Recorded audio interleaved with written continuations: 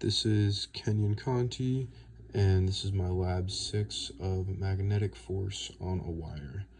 This lab primarily focused around the equation for the magnetic force on a wire in a magnetic field, which is the force on the wire in the magnetic field is equal to the current times the length of the wire times the strength of the magnetic field times the angle of the wire in the magnetic field. In part 1, it was a very simple setup. We have a balance with current flowing from left to right, from the north to the south pole. We have current flowing in this direction. We can calculate resistance using Ohm's law, and using right-hand rule we can figure out which way the magnetic force is moving. Now here we have a chart that we had to complete of magnetic force as we're given current, length, and change in mass, and we are able to plot that as magnetic force versus wire length, which shows us a nice linear relationship here.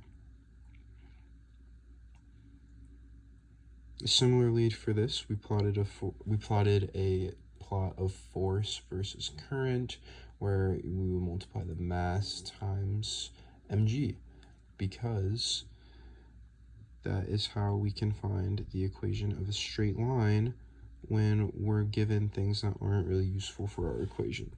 Now current and mass and all of that are still very useful, but for this we were just able to use mg, and since mg was constant, we have a very straight line for our slope. And then we had some conclusion questions asking about current and magnetic force, and then we also had some questions on torque as well as right-hand rule number 2.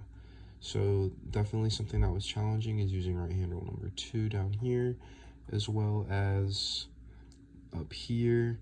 I'm still trying to get more familiar with it, and definitely something I learned is being more comfortable plotting graphs in Excel with magnetic force.